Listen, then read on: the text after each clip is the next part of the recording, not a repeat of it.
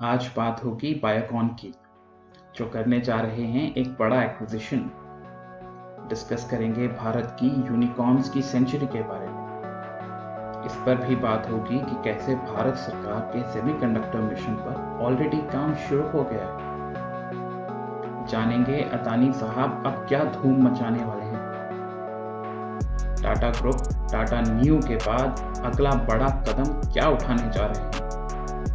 ये बात भी होगी अमेज़न कैसे भारत के एक्सपोर्ट्स बढ़ाए चला जा रहा है, जानेंगे। और ये भी जानेंगे कि दिल्ली के इंदिरा गांधी एयरपोर्ट ने अब क्या नया मोर्चा मारा है। चलिए लेट्स बिगिन। दोस्तों, चलते हैं अपनी पहली स्टोरी की तरफ। बायोकॉन, जो कि भारत की एक बड़ी बायोटेक कंपनी है, करने जा रही है इंडियन फार्मा इंडस्ट्री की सबसे बड़ी फॉरेन एक्विजिशन। जी हाँ, कंपनी के चेयरपर्सन किरण मजुमदार-शॉ ने बताया कि इसके लिए सब कुछ ऑर्गेनाइज किया जा चुका है। इस डील की कीमत होगी 3.34 बिलियन यूएसडी और अगर सब ठीक रहा तो इसे इस क्वार्टर के एंड तक कंप्लीट भी कर लिया जाएगा।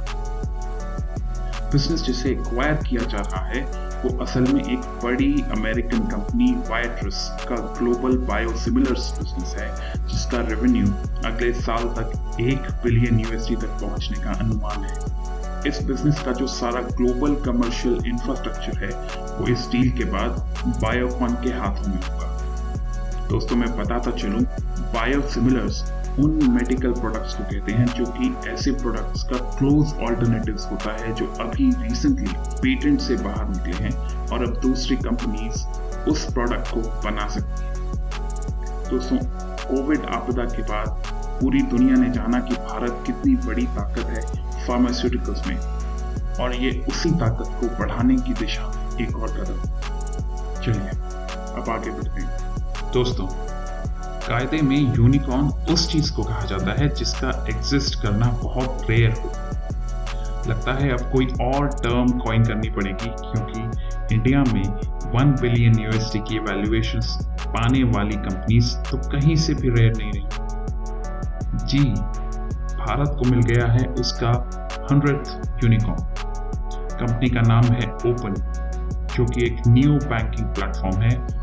इस कंपनी ने पिछले साल अक्टूबर में ही अपनी पिछली फंडिंग रेज की थी 500 मिलियन यूएसडी की वैल्यूएशन पर, और अब उन्होंने 50 मिलियन यूएसडी और रेज किए हैं। इस राउंड में गूगल, टेमासेक, वीजा और सॉफ्ट बैंक जैसी कंपनीज ने भाग लिया है। इस कंपनी के जो को फाउंडर्स हैं वो सिट्रस पे और बीयू जैसी फिनटेक कंपनी से हैं, जो कि उनके लिए एक बड़ा एडवांटेज हो सकता है।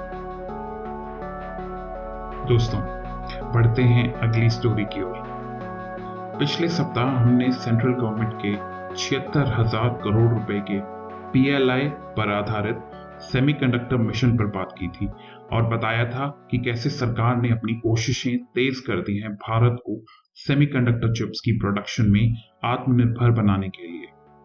उस एपिसोड का लिंक आपको वीडियो के टॉप राइट कॉर्नर में मिल जाएगा और डिस्क्रिप्शन में भी डाल दिया जाएगा। तो उसी कड़ी में ISMC, जो कि एक इंटरनेशनल सेमीकंडक्टर कंसोर्शियम है, उन्होंने कर्नाटक के मैसूरू में 150 एकड़ जमीन लेने के लिए अप्लाई किया है। ये पूरा इन्वेस्टमेंट लगभग 3 बिलियन यूएसडी का होगा, जिसमें 65 नैनोमीटर की चिप्स बनाने के लिए फैब्रिकेशन यूनिट लगाया जाएगा। भारत सरकार की ये पूरी स्कीम 20 साल का एक लॉन्ग टर्म प्लान है, जिसमें फोकस आत्मनिर्भरता पर रखा गया है। मेरे दोस्तों, अगली स्टोरी दुनिया के 5वें सबसे अमीर आदमी मिस्टर गौतम अदानी के बारे में है। शायद कोई ही वीडियो ऐसा जाता हो जहां हम इनके बारे में बात ना करते हो। खैर, अब अदानीज ने डिसाइड किया है कि वो हेल्थ केयर स्पेस में एंटर करेंगे। इसके लिए उन्होंने 4 बिलियन यूएसडी की इन्वेस्टमेंट प्लान की है।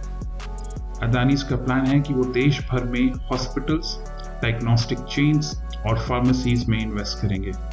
तो अगले आने वाले समय में इस स्पेस में कोई बड़ी एक्विजिशन देखने को मिले तो कोई बड़ी बात नहीं होगी, जिसकी खबर ऑफ कोर्स हम आप तक पहुंचाते रहेंगे। चलिए अब अगली बात करते हैं। दोस्तों, टाटा सन्स इस देश के सबसे डाइवर्सिफाइड कॉन्ग्लोमरेट हैं। बहुत कम ही ऐसे स्पेसेस हैं जहां टाटा किसी शेप और फॉर्म में ऑपरेट नहीं करता। फिर भी एक ऐसा सेगमेंट बचा था अब तक जहां टाटा की कोई खास प्रेजेंस नहीं बनी थी, और वो सेगमेंट था होम एंड पर्सनल केयर का। इस स्पेस के एग्जिस्टिंग बड़े प्लेयर्स के नाम आपने अच्छे से सुने होंगे। रैकेट, जो कि लाइजॉल, डेटॉल और हार्पिक जैसे ब्रांड्स ओन करते हैं, ITC, Johnson and Johnson, Colgate Palmolive, HUL, P&G, Marico, Dabur. अब टाटा ने डिसाइड किया है कि वो इस स्पेस में एंटर करेंगे अपनी group company Tata consumer products के माध्यम से। ये वही कंपनी है जिसके under Tata salt, Tata T, Tetley, Tata संपन्न और टाटा स्टारबक्स जैसे ब्रांड्स आते हैं।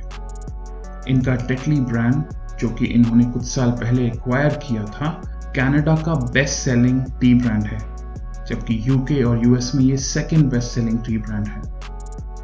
और कंपनी इस टाइम बिल्कुल फॉर्म में भी चल रही है। पिछले क्वार्टर के रिजल्ट्स में इन्होंने अपना प्रॉफिट 3 गुना बढ़ाया है।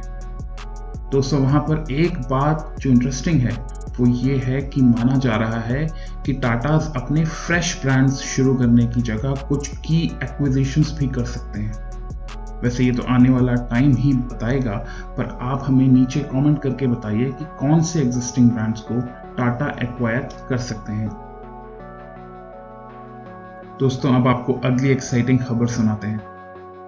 2020 में Amazon के फाउंडर जेफ बीजोस इंडिया आए थे। तब उन्होंने कहा था कि उनका टारगेट है कि वो इंडिया में प्रोड्यूस गुड्स को भारी मात्रा में एक्सपोर्ट करना चाहते हैं, अपने इंटरनेशनल पोर्टल्स पर लिस्ट करके। तब उन्होंने 2025 तक 10 बिलियन USD का टारगेट रखा था अपने लिए। लेकिन अब नई खबर ये है कि Amazon ऑलरेडी 5 बिलियन USD के करीब पहुंच गई है इंडियन एक्सपोर्ट्स में। और जिस रेट पर एक्सपोर्ट्स में ग्रोथ हो रही है, कंपनी एक्सपेक्ट कर रही है कि 2025 तक अब $20 बिलियन का लक्ष्य भी अचीवेबल है।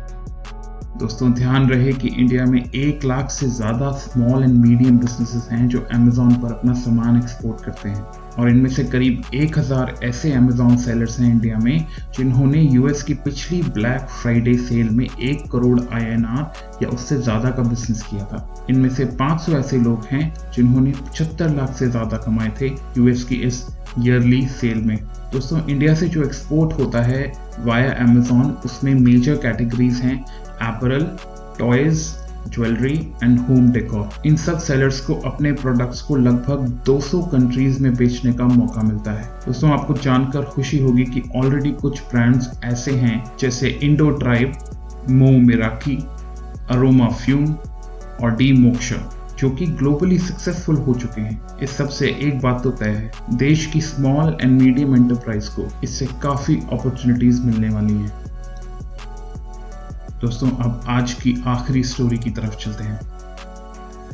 दिल्ली एयरपोर्ट मार्च 2022 में दुनिया का सबसे बड़ा एयरपोर्ट बन गया है पैसेंजर ट्रैफिक के मेट्रिक पर। दोस्तों, दिल्ली एयरपोर्ट फरवरी में ही 3rd स्पॉट पर आ गया था, पर मार्च में दुबई को पीछे छोड़कर वर्ल्ड्स बिजिएस्ट एयरपोर्ट्स की लिस्ट में 2रे स्पॉट पर आ गया है। पहले नंबर पर अभी भी यूएस का अटलांटा एयरपोर्ट ही बना हुआ है, जिसके बाद अब 2रा नंबर दिल्ली एयरपोर्ट का हो गया है। हालांकि ये कह पाना मुश्किल होगा कि ऐसा कब तक मेंटेन रह पाएगा, क्योंकि जैसे जैसे एयर स्पेसेस फुल कैपेसिटी की ओर बढ़ रहे हैं दुनिया भर में, अंदेशा है कि बाकी एयरपोर्ट्स फिर से अपनी पुरानी पोजीशंस हासिल कर लेंगे। इसी के साथ हमारा आज का एपिसोड खत्म होता है। दोस्तों, हम कोशिश करते हैं कि हम आपके लिए कुछ ऐसी स्टोरीज क्यूरेट करके लाएं जो या तो ज़रूरी हैं या इंटरेस्टिंग हैं, पर आपके सामने नहीं आ पाती। अगर आपको हमारा ये क्यूरेशन पसंद आता है तो बिना झिझक हमें सपोर्ट करें। हमारे वीडियोस को लाइक करें, शेयर करें और चैनल को सब्सक्राइब करें। और हाँ, बेल आइकन दबाना ना भूलें। मैं अब आपसे मिलूंगा अगले एपिसोड में। नमस्कार।